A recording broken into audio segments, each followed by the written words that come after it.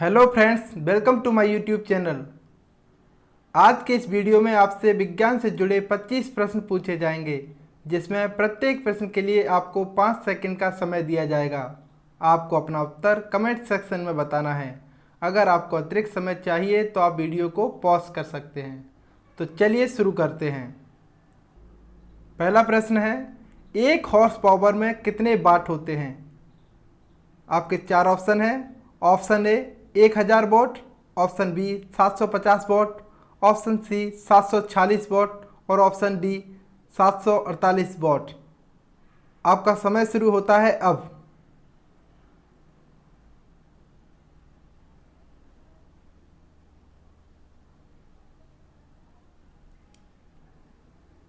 तो सही आंसर है 746 वॉट।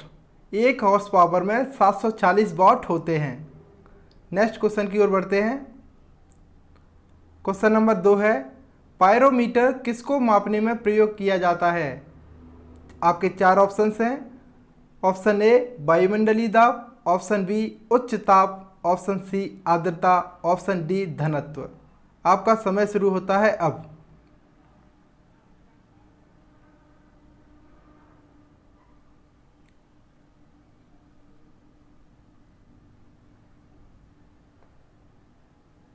तो सही आंसर है उच्च ताप।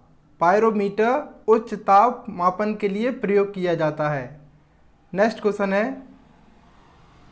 क्वेश्चन नंबर 3, पेंडुलम घड़ी किस ऋतु में तीव्र गति से चलने लगती है? आपके पास 4 ऑप्शन है। ऑप्शन ए ग्रीष्म ऋतु में, ऑप्शन बी शीत ऋतु में, ऑप्शन सी बसंत ऋतु में और ऑप्शन डी है वर्षा ऋतु में। आपका समय शुरू होता है अब।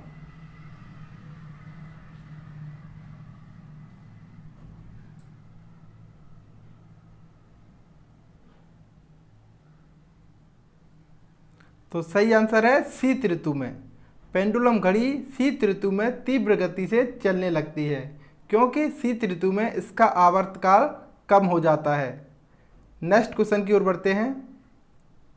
क्वेश्चन नंबर 4 है, ऑप्टिकल फाइबर किस सिद्धांत पर कार्य करता है? आपके 4 ऑप्शन हैं। ऑप्शन ए अपवर्तन, ऑप्शन बी प्रकीर्णन, ऑप्शन सी व्यतिकरण और ऑप्शन डी है पूर्ण आंतरिक परावर्तन। आपका समय शुरू होता है अब।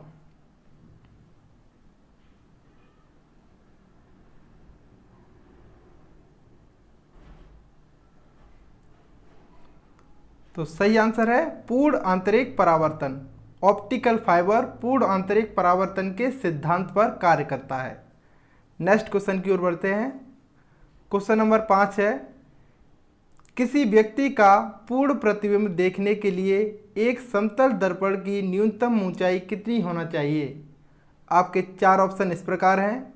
ऑप्शन ए व्यक्ति की ऊंचाई के बराबर, ऑप्शन बी व्यक्ति की ऊंचाई का आधा, ऑप्शन सी है व्यक्ति की ऊंचाई का 1/4 और ऑप्शन डी है इनमें से कोई नहीं। तो आपका समय शुरू होता है अब।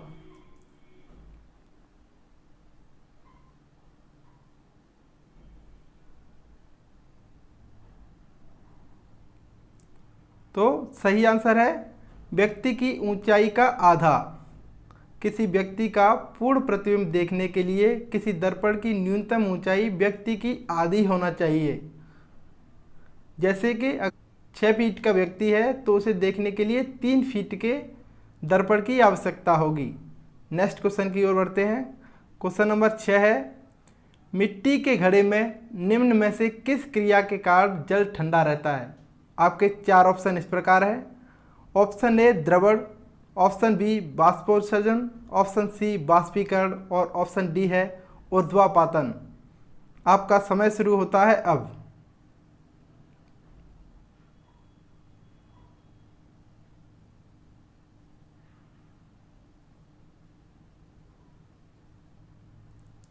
तो सही आंसर है बाष्पीकरण। बाष्पीकरण की क्रिया के कारण ही किसी मिट्टी के घड़े का जल ठंडा रहता है। अगले प्रश्न की ओर बढ़ते हैं। क्वेश्चन नंबर 7 है, कौन सी तरंग शून्य में संचरण नहीं कर सकती? आपके 4 ऑप्शन हैं। ऑप्शन ए प्रकाश, ऑप्शन बी ऊष्मा, ऑप्शन सी ध्वनि और ऑप्शन डी है इलेक्ट्रोमैग्नेटिक। आपका समय शुरू होता है अब।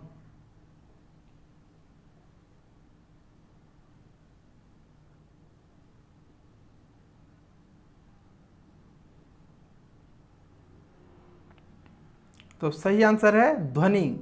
ध्वनि तरंगें शून्य में संचरण नहीं कर सकती। नेक्स्ट क्वेश्चन की ओर बढ़ते हैं। क्वेश्चन नंबर 8 है, विद्युत ऊर्जा को यांत्रिक ऊर्जा में बदलने वाली युक्ति कौन सी है? वो कौन सा डिवाइस है जो विद्युत ऊर्जा को यांत्रिक ऊर्जा में बदलता है? तो आपके 4 ऑप्शन इस प्रकार हैं। Option A dynamo, option B विद्युत मोटर, ऑप्शन सी ट्रांसफॉर्मर और ऑप्शन डी है इंडक्टर। तो आपका समय शुरू होता है अब।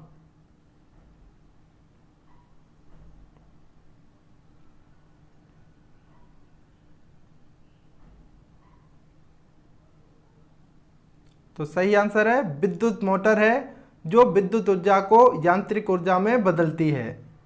नेक्स्ट क्वेश्चन की ओर बढ़ते हैं। क्वेश्चन नंबर 9 है, भारतीय सुपर कंप्यूटर का जनक कौन कहलाता है? आपके 4 ऑप्शन हैं। Option A Raghunath Mashelkar, option B Nandan Nilekani, option C Azim Premji और ऑप्शन डी है विजय भाटकर।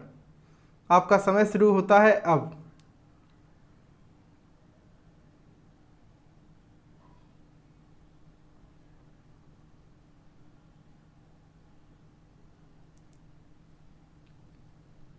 तो सही आंसर है विजय भाटकर। सुपर कंप्यूटर का जनक विजय भाटकर को कहा जाता है। नेक्स्ट क्वेश्चन की ओर बढ़ते हैं। क्वेश्चन नंबर 10 है, ब्लैक होल के सिद्धांत को किसने प्रतिपादित किया था? आपके 4 ऑप्शन हैं। Option A C V Raman, option B Homi Jehangir Bhabha, option C है एस चंद्रशेखर और ऑप्शन डी है अरगोविंद खुराना। तो आपका समय शुरू होता है अब।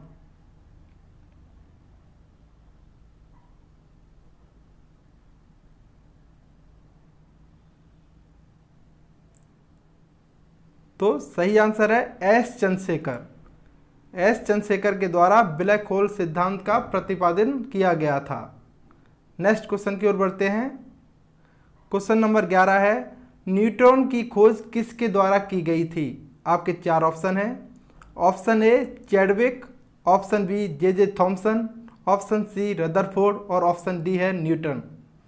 आपका समय शुरू होता है अब।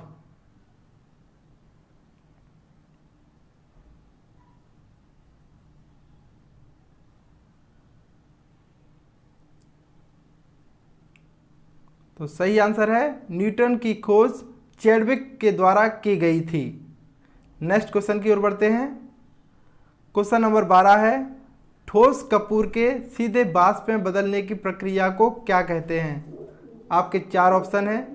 ऑप्शन ए बाष्पीकरण, ऑप्शन बी हिमीकरण, ऑप्शन सी है पिघलना और ऑप्शन डी है ऊर्ध्वापातन। तो आपका समय शुरू होता है अब।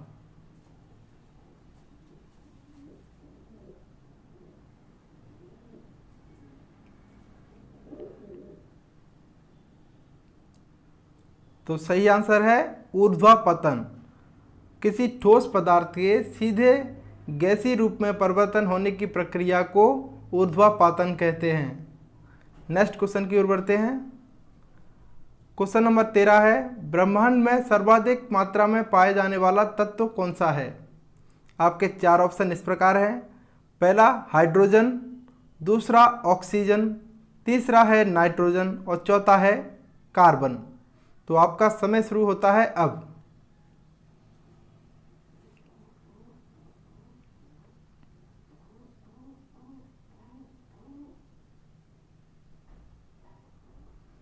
तो सही आंसर है हाइड्रोजन। ब्रह्मांड में सर्वाधिक मात्रा में पाए जाने वाला तत्व है हाइड्रोजन और भूपर्वती पर सर्वाधिक मात्रा में पाए जाने वाला तत्व ऑक्सीजन होता है। तो नेक्स्ट क्वेश्चन की ओर बढ़ते हैं। क्वेश्चन नंबर 14 है, हीरे की बिक्री में भार की इकाई कैरेट होती है। तो बताइए एक कैरेट कितने के बराबर होता है? 4 ऑप्शन हैं। Option A 100 milligram, option B 200 milligram, option C 24 milligram और ऑप्शन डी है 240 मिलीग्राम। तो आपका समय शुरू होता है अब।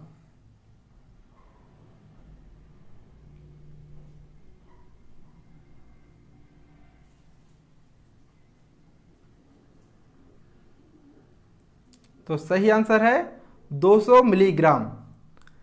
1 कैरेट 200 मिलीग्राम के बराबर होता है। नेक्स्ट क्वेश्चन की ओर बढ़ते हैं। क्वेश्चन नंबर 15 है, आंसू गैस होती है। आपके 4 ऑप्शन है, अमोनिया, दूसरा क्लोरीन, तीसरा हाइड्रोजन कार्बाइड और चौथा है हाइड्रोजन सल्फाइड। तो आपका समय शुरू होता है अब।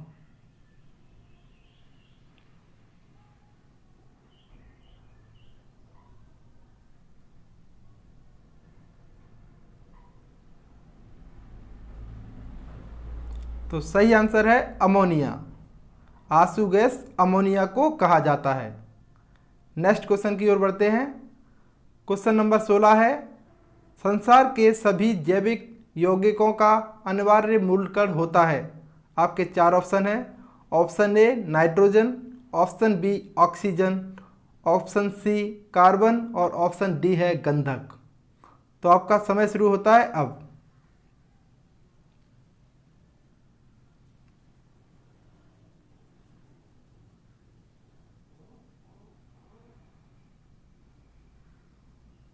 तो सही आंसर है कार्बन।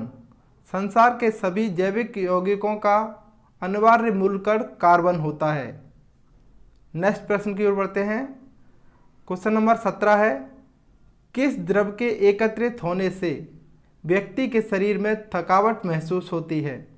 आपके 4 ऑप्शंस हैं, option A lactic acid, option B pyruvic acid, option C benzoic acid और ऑप्शन डी है यूरिक एसिड। आपका समय शुरू होता है अब।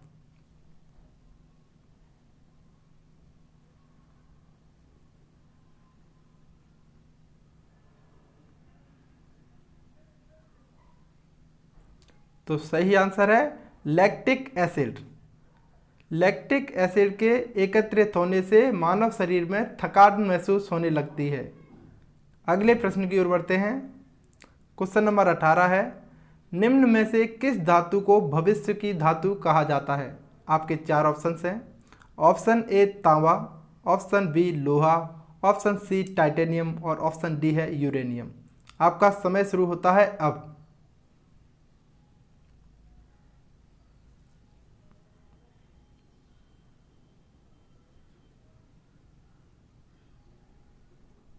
तो सही आंसर है टाइटेनियम।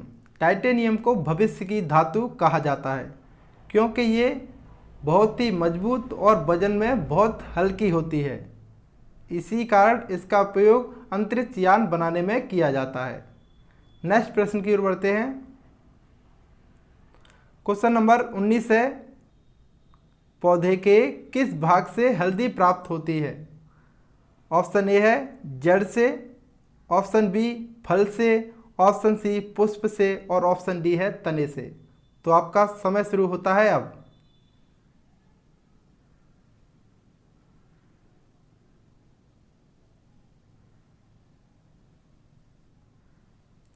तो सही आंसर है ऑप्शन डी तना। तने से ही हल्दी प्राप्त होती है। नेक्स्ट प्रश्न की ओर बढ़ते हैं। क्वेश्चन नंबर 20 है, जीवों के आनुवांशिक लक्षण संतान में ले जाए जाते हैं। किसके द्वारा जीवों के लक्षण उसकी संतान में ले जाए जाते हैं। तो आपके पास 4 ऑप्शन है, ऑप्शन ए राइबोसोम द्वारा, ऑप्शन बी क्रोमोसोम द्वारा, ऑप्शन सी प्लाज्मा द्वारा और ऑप्शन डी है लाइसोसोम द्वारा। तो आपका समय शुरू होता है अब।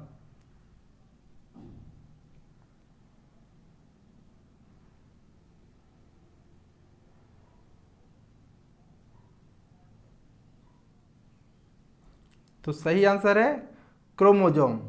क्रोमोसोम के द्वारा ही किसी व्यक्ति या किसी जीव के लक्षण उसकी संतान में पहुंचते हैं। तो नेक्स्ट क्वेश्चन की ओर बढ़ते हैं। क्वेश्चन नंबर 21 है, सामान्य व्यक्ति के रक्त का पीएच मान क्या होता है।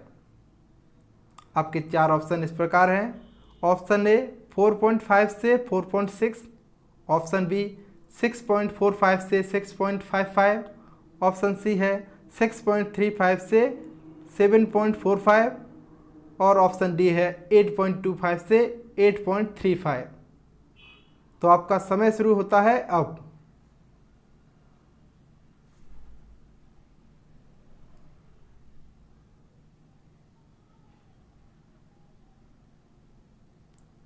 तो सही आंसर है 7.35 से 7.45। एक सामान्य व्यक्ति के रक्त का पीएच मान 7.35 से 7.45 के बीच में होता है। तो नेक्स्ट क्वेश्चन की ओर बढ़ते हैं। क्वेश्चन नंबर 22 है, पृथ्वी का अधिकांश ऑक्सीजन कहाँ से उत्पादित होता है? आपके चार ऑप्शन इस प्रकार हैं। ऑप्शन ए घास से, ऑप्शन बी शैवाल से, ऑप्शन सी वृक्षों से और ऑप्शन डी है धान के खेतों से। आपका समय शुरू होता है अब।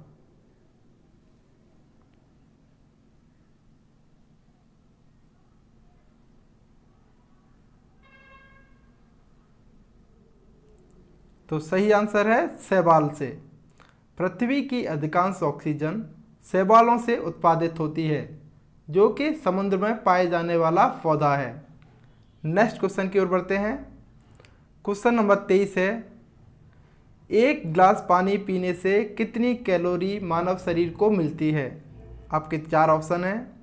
Option A 0, option B 25, option C है 15 और ऑप्शन डी है 50। तो आपका समय शुरू होता है अब।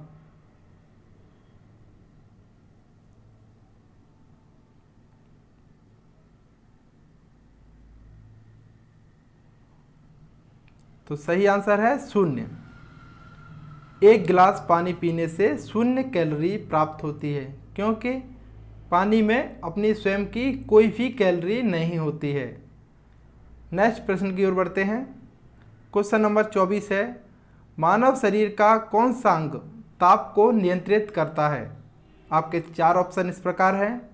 ऑप्शन ए हृदय, ऑप्शन बी फेफड़े, ऑप्शन सी गुर्दे और ऑप्शन डी है यकृत। आपका समय शुरू होता है अब।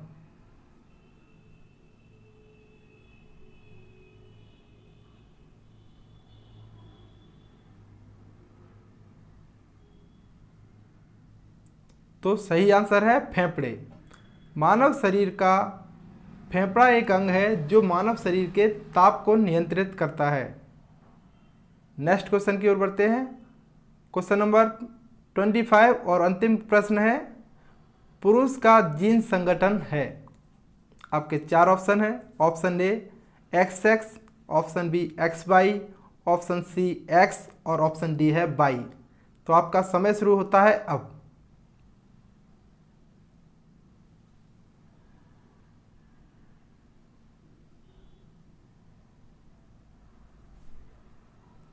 तो सही आंसर है XY।